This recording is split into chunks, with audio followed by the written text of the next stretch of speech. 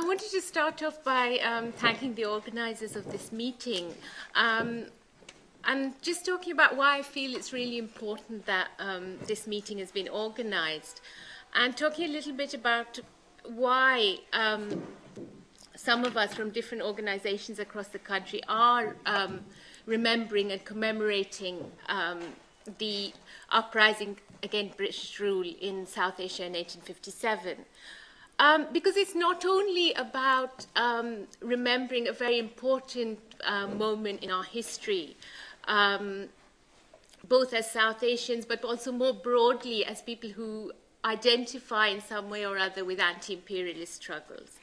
It's also because, and you know, people have already said this, that when you start looking at what actually happened in 1857, you can't escape the being reminded of what's happening around us today, the contemporary parallels and the continuities as well, the things which haven't actually changed.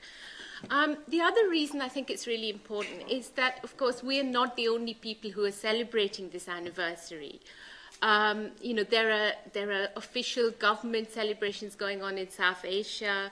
There are historians working on it. There are academic events going on. There are things in the media. And all of these are different versions of 1857. And of course, the way you remember things, the way you look at things which happened historically, is also to do with the way you understand the present and also your vision of the future. So I want to just start off by talking a little bit about what happened, because 1857, of course, was not the first time that people resisted British colonial rule in South Asia. But it was unique in the scale on which it happened. And, you know, you can get some idea from looking at the exhibition over there. And also the coordination, the fact that people linked up, people forged strategies together. This was an uprising which covered an area, really engulfed nearly all of northern and central South Asia, what is now Pakistan, India, and Bangladesh. And at the time, of course, was called India by the British. It's an area of 150,000 square miles where 45 million people were living. And it was a struggle which went on for nearly 2 years. So although it started in the middle of 1857, even by the end of 1859, the British were still struggling to suppress the resistance in some parts of the area. And of course, it's not just spatially, but it involves so many different types of people, so many communities, people who identified as Hindu, as Muslim, and many others who identified themselves with beliefs which had existed even before those religions developed in South Asia. The Adivasi groups like Santals, Mundas, Orans, and so on. People from different castes. All of these, and of course, women were very much at the forefront of many of the struggles, something which we very rarely see portrayed. And this wasn't just a series of uprisings. It was actually a very coordinated war, and that's why it's been called the First War of Independence. You had, you know, peasant communities welcoming leaders from, you know, far across the country and sitting with them and planning the next phase of the strategy. Now, at the core of this uprising were the soldiers in the British East India Company's army. And they were, of course, called the sepoys by the British. The Sipahis were, in fact, a huge number of people. There were 139,000 Indian soldiers employed by the British at the time. And out of them, almost all of them joined the uprising. Almost all of them rebelled. 131 out of 139,000 people. So it was really a massive army of resistance. Of course, in the British Army, all the officers were British. Nobody was allowed, even if they worked in the army all their life, to go beyond that level. So it was an army of people of the ranks, the soldiers. And of course, apart from them, there were many other sections of the population who played a very key role. The people we've most likely to have heard of are the local rulers who, you know, in most cases had tried to find some sort of accommodation, some sort of compromise with British rule, but were finding it increasingly difficult and eventually decided to side with the rebels. So, you know, people we've heard of like the Rani of Jhansi, who fought very courageously against the British. Nana Sahib, who was, you know, became like the kind of face of evil for the British tabloids at the time, you know, and who was accused of being responsible for the Kanpur massacre of British civilians. People like Bahadur Shah Zafar, who was the Mughal emperor in Delhi, and who quite reluctantly agreed to lead the rebel soldiers when they arrived in their thousands in Delhi, and basically told him that that's what he had to do. But more than these people, I think more significant was the participation of ordinary people in this uprising. Laborers, artisans, peasants, of course. People like, for example, Pir Ali, who was a bookbinder from Patna in Bihar, who was hanged by the British along with many, many others.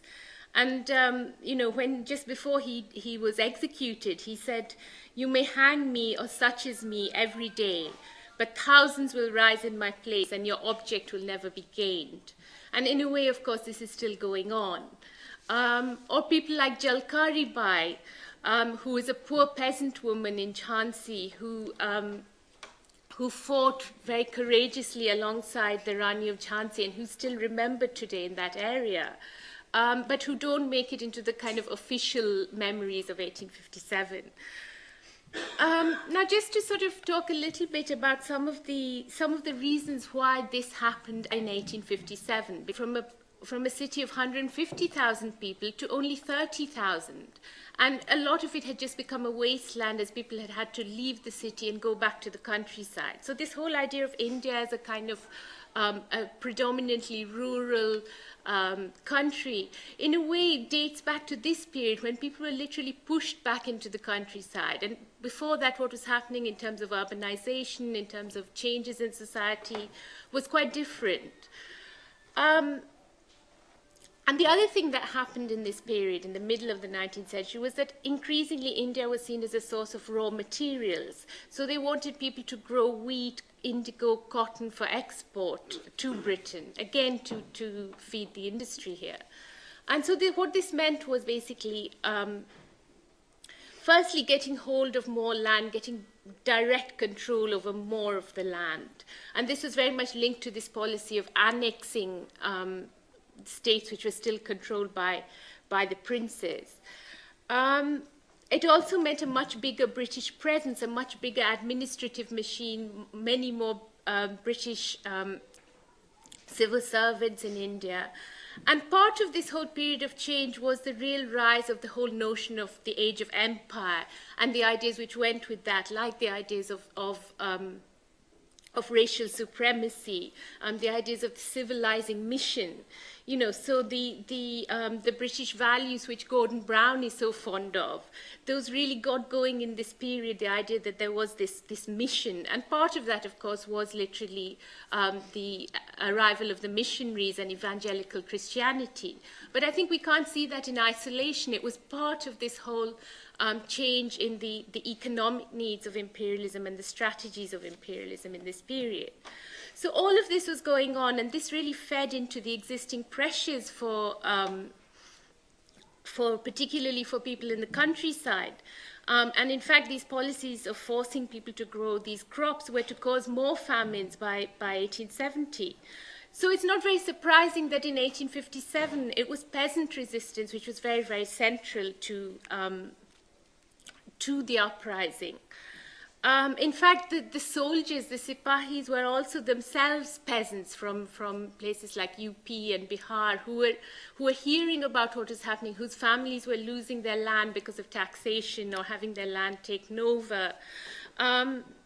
and when we look at the way people fought, it was very much, the kind of guerrilla tactics which were both successful, which very much come out of peasant revolution. The whole notion, for example, the whole strategies, for example, which were pursued by Amar Singh in Bhojpur, which is in Bihar, which actually carried on for 2 years. The British were not able to track him down.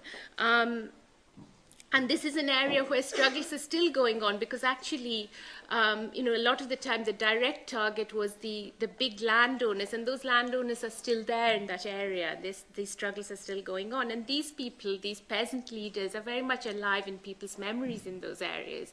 If you go through those parts of India, you'll often see, in each village there'll be a big neem tree, and people point out that that's where martyrs were hanged in 1857, and they remember the names of those people. As Tariq and Verinder were saying, we're going to be hearing more about some of the way people are remembered in songs and so on all over South Asia. And this is really the version of 1857, which the governments now in South Asia are afraid to remember. Certainly the Indian government is very, very wary of pointing out any of this, because of course this is still going on. These struggles have still not been resolved. These issues like forcing people to cultivate cash crops, taking over land, they haven't gone away. In fact, they're now happening more than ever. Since India opened up to the World Trade Organization, you've had a whole epidemic almost of farmers committing suicide because of the level of debt that they're in, because they can't see any other way out. This is sweeping India now. Then you have the special economic zones, which is basically a way in which the Indian government has agreed to hand over huge tracts of agricultural land to multinational corporations. And there's been a huge amount of resistance to this from the people who live on that land. One of the things we've been doing as part of the campaign around 1857 is to actually support those struggles and publicize what's happening now. There, for example, in West Bengal, just a few months back, there was a huge massacre by the state of women particularly, and men who were resisting their land being taken over for a special economic zone. Now, the final thing I wanted to talk about, because I don't want to go on too long, is the whole issue of identity in 1857. And again, this is something which is very important to us now, because we've got so used to this idea of that, if they're Hindus and Muslims, they're going to be in conflict. Now, what I really want to argue is that this is very much a colonial notion. Because if we look at what happened in 1857, people were actually fighting side by side. But even the idea that Hindus and Muslims united to fight this common enemy, which was the British, even that is in a way misleading, because these were not totally separate communities. People were actually sharing a culture, sharing what they saw as their own land, their nation. And it's very interesting, because on the one hand, you had people very much expressing their resistance through religion, but making it very clear that both of these religions belonged to what they called Hindustan, which was really, in a sense, an expression of nationalism, and certainly an expression of opposition to imperialism. So, but after 1857, what happened? Well, of course, one of the things which happened was a really horrendous level of violent repression, a kind of counterinsurgency terror in a way. And this is, perhaps you could say, it was the first example of something which then would continue through the decades in repressing anti-colonial movements. And of course, it's got so many parallels today with what we're seeing in terms of Iraq and elsewhere in terms of the so-called war on terror, and I think Naeem is going to bring out some of those parallels more. But what I just wanted to mention briefly is that as well as this strategy of really brutal repression and mass killings and so on, there was also a consolidation of the whole strategy of divide and rule. And it's interesting because, and this is there in the exhibition as well, one of the first things which happened even before the resistance had been completely crushed was that the British started this whole notion that the whole of the uprising was actually a Muslim conspiracy. And I mean, this was ridiculous even to them because they could see that it had actually begun with the Sipahis, the soldiers, who were overwhelmingly Hindu, although some were Muslim. But still they pursued this whole notion. They said that the emperor was behind a Muslim conspiracy to subvert the empire, stretching from Mecca and Iran to Delhi's Red Fort.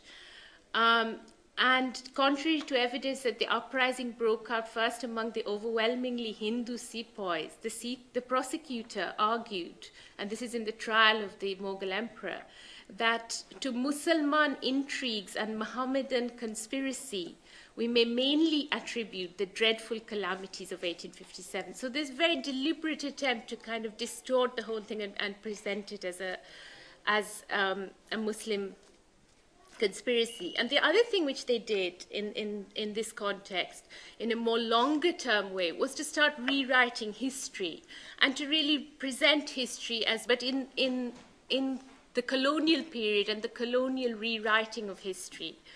So once again, I think 1857 becomes a kind of inspiration for current struggles in the way that people came together and what they were fighting for. And it's obviously an unfinished battle and one which is still going on. So I'll just leave it there. Thank you.